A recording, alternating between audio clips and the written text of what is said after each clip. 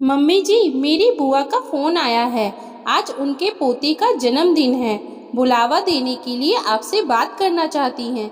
संजना के कहते ही उसकी सास रेवती जी ने अपनी बहू को बुआ से बात नहीं करने का इशारा दिया। सास का इशारा पाते ही संजना मन महसूस कर रह गई और अपनी बुआ से उसने झूठ बोल दिया। बुआ, मेरी सास अभी मंदिर गई है।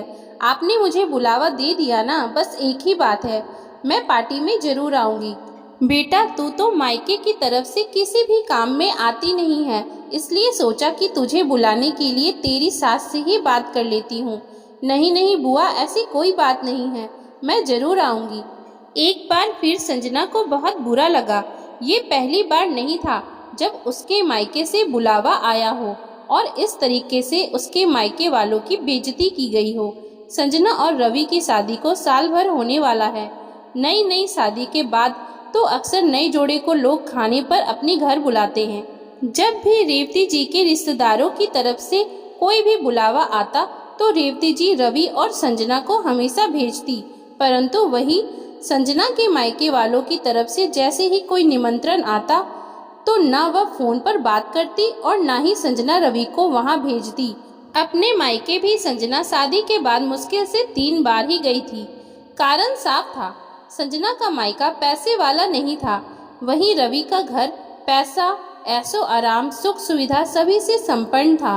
रेवती जी को अपने पैसे वाले होने पर बहुत गुमान था, परंतु कहते हैं ना, जो भाग्य में लिखा होता है वही मिलता है। रवि की शादी के लिए लड़की ढूंढते वक्त उन्हें काफी परेशानियां आई। कई बार रवि को लड़की पसंद नहीं आई तो कभी रेवती जी को, तो कई बार कुंडलियां नहीं मिली और इस चक्कर में देर होते होते आखिरकार रवि ने एक सामान्य घर की लड़की संजना से ही शादी कर ली। शादी के समय तो बड़ी बड़ी बातें करी जाती है कि हमें तो केवल लड़की चाहिए, लेकिन शादी के बाद में ये सभी बातें गुल हो जाती हैं। सबको सब चाहिए होता है, लड़की सुंदर भी हो, समझदार भी हो, मायके से दहेज भी आया हो और साथ ही मायका पैसे वाला भी हो। बेटा अगर अपने ससुराल जाए तो ससुराल भी उसके ओहदे का ही होना चाहिए। इन सब बातों में लड़की सुंदर और समझदार वाली बात तो सही बैठती थी, परंतु मायका पैसे वाला नहीं था। शादी के बाद से ही उन्होंने संजना को समझाना शुरू कर दिया था कि छोटी छोटी जगह जाकर अपनी और रवि की इज्जत कम कराने की जरूरत नहीं है। जहाँ जरूरत होगी वहाँ मैं खुद ही भेज दिया करूँगी। वैसे भी यहाँ पर तुम्हारे ऐशो आराम में कोई कमी थोड़ी ना है, इसलिए बात बात में अपने मायके की बातें मत करना। नई नई बहू संजना ये सब सुनकर अवाक रह गई थी। शादी के शुरू के महीने में तो उसे ये सब इतना नहीं खला, पर जैसे जैसे वक्त बीतता गया उसे ये सब चुभने लगा। यह सब सोचकर संजना को बहुत रोना आता। रवि से भी वह इतना नहीं खुली हुई थी कि अपने मन की सारी बातें कर सके। रवि का रुतबा और सख्त व्यवहार दोनों पति पत्नी के बीच में अजीब सी दूरी बनाए रखता था, और जब सास से इस बारे में बात करती तो उसे बार बार बताया जाता कि वह छोटे घर से आई हुई लड़की है और अब वह बड़े खानदान की बहू बन चुकी है, इसलिए अब उसका स्टेटस उन लोगों से मेल नहीं खाता। जब भी मायके से उसकी बुआ, मासी, नानी, बहन किसी का भी बुलावा आता तो संजना से बहाना लगवा दिया जाता। कभी रवि की तबीयत खराब का तो कभी संजना की, कभी उन लोगों को कहीं जाना है तो कभी उनके घर पर कोई आएगा, तो कभी घर पर सास ससुर नहीं है इसलिए घर अकेला छोड़कर नहीं आ सकते, और भी न जाने कैसे कैसे बहानों से संजना को मायके जाने से रोका जाता था। जब भी मायके में कार्यक्रम होता तो सभी रिश्तेदार आपस में खुशियां मनाते, उन पलों को जीते और सोशल मीडिया पर तस्वीरें लगाते, लेकिन संजना उनको देखकर उदास हो जाती, केवल याद करके रह जाती उन पलों को जहां वह अपने जीवन का प्रमुख पड़ाव बिताकर आई थी। कैसे कह देने भर से सारा मायका और मायके वाले जहन से निकल जाते। आखिरकार आज उसने हिम्मत करके रवि से बात कर ही ली। उसने रवि से कहा कि मेरे मायके में जब भी कोई काम पड़ता है तो आप मुझे जाने नहीं देते। मेरा भी मन होता है मैं वहां जाऊं, मेरे अपनों के साथ हंसूं, बोलूं, उनके साथ कुछ वक्त बिताऊं। संजना बोल ही रही थी कि रवि ने उसे चुप करा दिया और कहा, देखो संजना, तुम्हें मैं अपने जीवन में अपना चुका हूँ, लेकिन तुम चाहोगी कि तुम्हारे घर वालों को भी मैं इसी इज्जत मान से अपनाऊं, तो यह मेरे से मुनासिब नहीं होगा। आए दिन छोटे छोटे काम में मैं नहीं जा सकता और ना मैं तुम्हें वहां भेजना चाहता हूँ।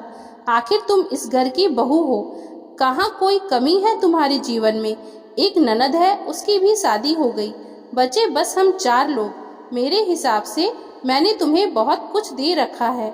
कैसे घर से किस घर में आ गई हो तुम? तुम्हें तो हमारा एहसान मानना चाहिए। रवि आज कुछ ज्यादा ही भूल गया था। देखा तो संजना की आंखों में भी आंसू आ चुके थे, लेकिन वो क्या करता, अपनी माँ के विरुद्ध नहीं जा सकता था। संजना की सिफारिश लगाना उसके बस में नहीं था। ऐसे में संजना को चुप कराना ही उसे एक तरीका आता था। रवि ने उसको मनाना मुनासिब नहीं समझा और रवि वहां से चला गया। संजना वहीं खड़ी की खड़ी रह गई। रवि की बातों ने उसे सोचने पर मजबूर कर दिया था। वो जान गई थी कि रवि उसके लिए कोई कदम नहीं उठा सकता। अब अपने लिए संजना को खुद ही रास्ता बनाना पड़ेगा। वह कुछ सोच विचार करके अपने कमरे में चली गई।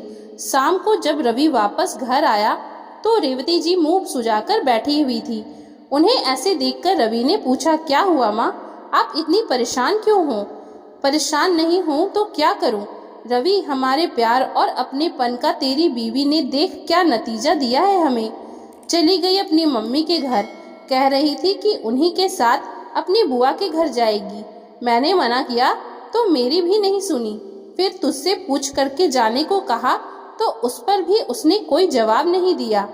यही होती है छोटे घर की लड़कियां, आगे पीछे अपना रंग दिखा ही देती है। लेकिन मेरे नसीब में यही थी। रेवती जी लगातार बोले जा रही थी और रवि चुपचाप खड़ा होकर ये सब सुन रहा था। बिना कुछ बोले उसी समय वह अपने कमरे में चला गया। देखा तो टेबल पर एक चिट्ठी पड़ी थी। रवि ने चिट्ठी खोलकर देखा, उसमें लिखा था, रवि, पहले तो माफ़ी चाहूँगी कि मैं मम्मी जी के निर्णय के विरुद्ध होकर अपनी मम्मी के यहाँ आ गई। मैंने उन्हें अपनी बात समझाने की कोशिश करी थी पर वह नहीं समझी। सुबह आपसे बात करने की कोशिश करी तो आप भी मेरी पूरी बात सुने बिना ही वहाँ से चले गए। मैं ये मानती हूँ कि मैं कैसे घर में थी और अब मैं कैसे घर में आ गई हूँ। मानती हूँ बहुत एहसान करते हैं आप मुझ पर। अब एक एहसान और कीजिए और मेरे इस फैसले में मेरा साथ दीजिए। जानती थी आप बढ़कर मेरे लिए मम्मी जी से कभी भी बात नहीं कर सकते, इसलिए ये कदम मैंने उठाया है जिससे उनकी नज़रों में मैं बुरी भी बनूंगी। अब मैं आपके घर में वापस तभी आऊंगी जब आप मुझे मेरे मायके लेने आएंगे। रवि, ये मेरा मायका है और मायका इतनी आसानी से किसी भी लड़की के जहन से नहीं निकल सकता। माना आप मेरे लिए बहुत कुछ हो, लेकिन सब कुछ नहीं। उस आखिरी पंक्ति ने रवि को बहुत बड़ी सच्चाई से अवगत करा दिया था। तभी रेवती जी उसी समय गुस्से में कमरे के अंदर आ गई और बोली, क्या सोचा रवि तुमने? इतना समय क्यों लग रहा है तुम्हें? फोन करो और बोल दो कि नहीं है जगह उसके लिए इस घर में। मेरा जो उसने इतना अपमान किया है उसकी सजा उसे मिलनी ही चाहिए। माँ, किस बात की सजा दूंगा उसको? वह अपने मायके चली गई या इस बात की कि हमेशा हर बात में मेरे हाँ में हाँ मिलाती है, या फिर इस बात के लिए कि वह गरीब घर की लड़की है और उसकी शादी पैसे वाले खानदान में हो गई। माँ, संजना आज तक मेरी हर बात में स्वीकृति देती आई है। उसे भी तो उस माहौल से इस माहौल में सामंजस्य बैठाने के लिए बहुत कुछ करना पड़ा होगा ना। इतने बड़े संयुक्त परिवार से अचानक से हम 4 लोगों के बीच आकर रह जाना उसके लिए भी तो आसान नहीं होगा माँ। जब वह शादी करके मेरा रहन सहन परिवार अपना सकती है तो मैं उसके लिए इतना तो कर ही सकता हूँ। अपने बेटे की बात सुनकर रेवती जी स्तब्ध सी रह गई। आज उनके पास कोई जवाब नहीं था। जानती थी अगर खींचातानी आगे और बढ़ा दी तो तनाव माँ बेटे के बीच भी उत्पन्न हो जाएगा। इसलिए अपनी हार स्वीकार करते हुए रेवती जी वहाँ से चली गई और रवि ने फ़ोन उठाकर संजना को मैसेज कर दिया कि मैं कल आ जाऊँगा। माना मैं तुम्हारे लिए सब कुछ नहीं हूँ, लेकिन बहुत कुछ तो हूँ, उसी नाते आऊँगा। आज संजना का उठाया कदम उसके जीवन में रोशनी ला चुका था। दोस्तों, जब तक हम दबते रहते हैं लोग भी हमें दबाते जाते हैं। इसलिए सही चीज़ के लिए सही वक्त पर लिया गया निर्णय जीवन में बहुत ज़रूरी होता है। दोस्तों, संजना के द्वारा उठाया गया कदम आपको सही लगा या गलत? आप हमें कमेंट करके अपनी राय ज़रूर दें। तो दोस्तों, अगर आपको हमारी आज की ये कहानी अच्छी लगी हो तो कृपया आप हमारे चैनल को लाइक, शेयर और सब्सक्राइब जरूर कर लें, जिससे हम आपके लिए और भी अच्छी अच्छी कहानियाँ लाते रहें।